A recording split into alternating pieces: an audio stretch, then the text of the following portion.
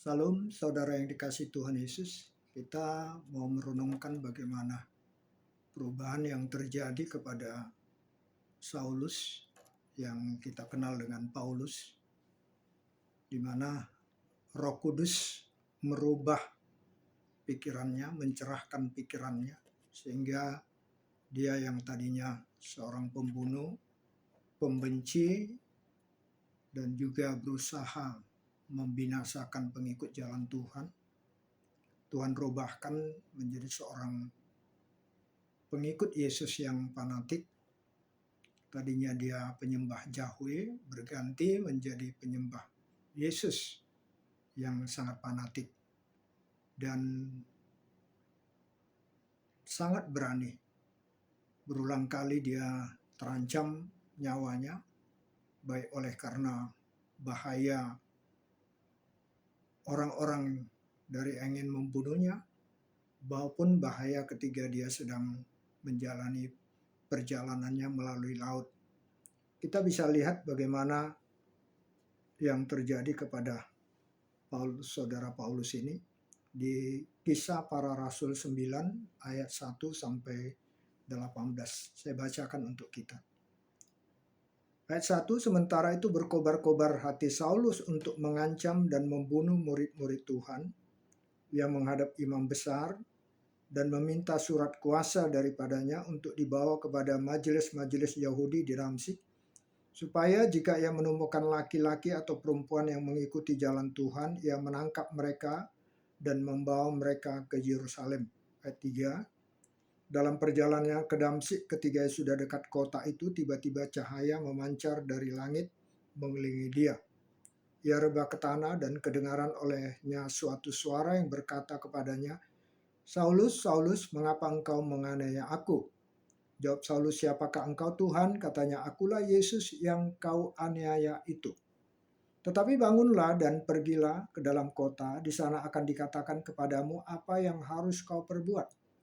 Ayat 7, maka termangu-mangulah teman-temannya seperjalanan, karena mereka memang mendengar suara itu, tetapi tidak melihat seorang juga pun. Saulus bangun dan berdiri, lalu membuka matanya, tetapi ia tidak dapat melihat apa-apa. Mereka harus menuntun dia masuk ke Damsyik. Ayat 9, 3 hari lamanya ia tidak dapat melihat, dan 3 hari lamanya ia tidak makan dan minum. Ayat 10, di Damsyik ada seorang murid Tuhan bernama Ananias. Firman Tuhan kepadanya dalam suatu penglihatan, "Ananias." Jawabnya, "Ini aku Tuhan." Firman Tuhan, "Mari pergilah ke jalan yang bernama Jalan Lurus, dan carilah di rumah Yudas seorang dari Tarsus yang bernama Saulus, ia sekarang berdoa." Dalam suatu penglihatan ia melihat bahwa seorang yang bernama Ananias masuk ke dalam dan menumpangkan tangannya ke atas supaya dapat melihat lagi. Jawab Ananias, "Tuhan, dari banyak orang telah kudengar tentang orang itu, betapa banyaknya kejahatan yang dilakukannya terhadap orang-orang kudusmu di Yerusalem. Dan ia datang kemari dengan kuasa penuh dari imam-imam kepala untuk menangkap semua orang yang memanggil namamu." Ayat 15, tetapi firman Tuhan kepadanya, "Pergilah, sebab orang ini adalah alat pilihan bagiku untuk memberitakan namaku kepada bangsa-bangsa lain, serta raja-raja dan orang-orang Israel.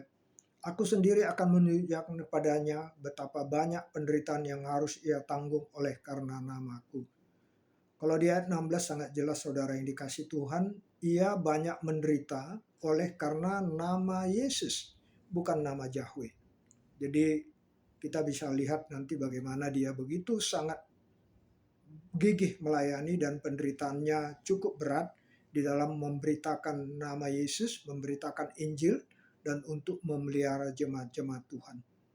Lalu pergilah Ananias ke situ dan masuk ke rumah itu. Ia menumpangkan tangannya ke atas Saulus, katanya, "Saulus, saudaraku, Tuhan Yesus yang telah menampakkan diri kepadamu di jalan engkau lalui telah menyuruh aku kepadamu supaya engkau dapat melihat lagi dan penuh dengan Roh Kudus."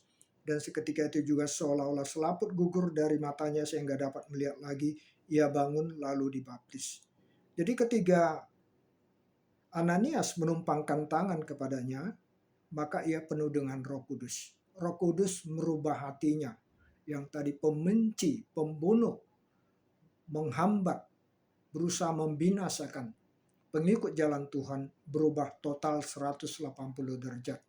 Menjadi pengikut Yesus yang cukup fanatik, malah boleh dikatakan sangat fanatik. Dia begitu gigih dalam memberitakan Injil Tuhan. Kita bisa lihat bagaimana dia yang masih muda begitu gigihnya, begitu kerasnya di dalam berusaha menghambat atau membinasakan pengikut jalan Tuhan. Malah dia membunuh. Itu terlihat di dalam Kisah 7 ayat 58. Mereka menyeret dia keluar kota, menyeret Stefanus, lalu melemparinya dan saksi-saksi meletakkan jubah mereka di depan kaki seorang muda yang bernama Saulus. Masih muda dan berani sekali untuk menghambat pengikut jalan Tuhan, dan orang sangat mempercayainya sebagai pemimpin mereka untuk menghalangi pemberitaan Injil. Dan di depannya sendiri Stefanus mati dibunuh. Dan Stefanus sebelum mati ia berdoa sambil berlutut di ayat 60, kisah 7 ayat 60. Sambil berlutut ia berseru dengan suara nyaring, "Tuhan, janganlah tanggungkan dosa ini kepada mereka." Dan dengan perkataan itu meninggallah ia. Stefanus berdoa terakhir sekali supaya dosa itu jangan ditanggungkan kepada orang-orang yang membunuhnya, termasuk kepada Saulus atau Paulus. Dan Paulus dijamah oleh Tuhan. Ini dampak daripada doa daripada Stefanus. Ada orang yang dipertobatkan Tuhan. Tuhan Yesus begitu sangat memakai Saulus. Banyak penderitaan-penderitaan yang dialaminya oleh karena nama Yesus, saudara. Nama Yesus, nama di atas segala nama, itu yang diberitakannya. Dia berbalik arah dari penyembah Yahweh. Dan begitu dia memproklamirkan dirinya adalah pengikut Yesus, tidak lagi penyembah Yahweh, semua bangsa Israel berusaha untuk membunuhnya. Berulang kali dia diusahakan untuk dibunuh. Kita perhatikan di dalam 2 Korintus 11 ayat 23 sampai 28, bagaimana begitu gigihnya Paulus ini dalam beritakan Injil. Jadi benar-benar apa yang dikatakan Tuhan bahwa oleh karena namanya dia sangat menderita. Banyak penderitaan yang dialaminya. Jadi terbukti apa yang dikatakan Yesus. Ayat 23 dikatakan, "Apakah mereka pelayan Kristus? Aku berkata seperti orang gila, aku lebih lagi. Aku lebih banyak berjeri lelah, lebih sering dalam penjara, didera luar batas, kerap kali dalam bahaya maut. 5 kali aku disesat orang Yahudi, setiap kali 40 kurang 1 pukulan. 3 kali aku didera, 1 kali aku dilempari dengan batu, 3 kali mengalami karam kapal. Sehari semalam aku terkatung-katung di tengah laut." Ayat 26, "Dalam perjalananku aku sering diancam bahaya banjir dan bahaya penyamun, bahaya dari pihak orang-orang Yahudi dan dari pihak orang-orang bukan Yahudi. Bahaya di kota, bahaya di padang gurun, bahaya di tengah laut, dan bahaya dari pihak saudara-saudara palsu.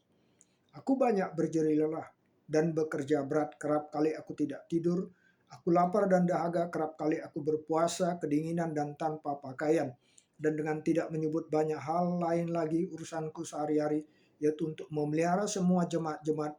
Jika ada orang merasa lemah, tidakkah aku turut merasa lemah? Jika ada orang tersandung, tidaklah hatiku hancur oleh duka cita."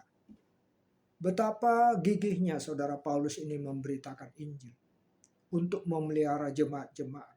Berulang kali dia didera. Berulang kali dia mau dibunuh oleh orang-orang yang membencinya, termasuk dari saudara-saudara bangsa Yahudi. Berubah total, saudara. Tadinya dia penyembah Yahweh dan sangat gigih, sangat fanatik. Tapi oleh karena karya Roh Kudus, dia diinsapkan Roh Kudus, berubah total 180 derajat. Dia bukan menjadi pembenci lagi, tapi menjadi pembela nama Yesus. Melindungi jemaat-jemaat Tuhan dengan giginya, dengan berusaha dengan sekuat tenaga. Menjaga jemaat-jemaat Tuhan itu. Betapa Paulus ini benar-benar seorang hamba Tuhan yang betul-betul diurapi oleh Tuhan. dia sangat berani memberitakan Injil. Untuk melihara jemaat-jemaat Tuhan, dia rela kedinginan, dia rela tidak makan kelaparan, dia rela berpuasa, kerap kali berpuasa saudara yang dikasih Tuhan. Hatinya dicerahkan oleh Tuhan. Penyangkalan dirinya benar-benar total saudara. Inilah karya Roh Kudus, perubahan, pencerahan yang dilakukan Roh Kudus terhadap saudara Paulus ini. Kiranya ini menjadi berkat penuh kepada kita semua. Salam kasih persaudaraan. Saya David Huta Barat. Salam.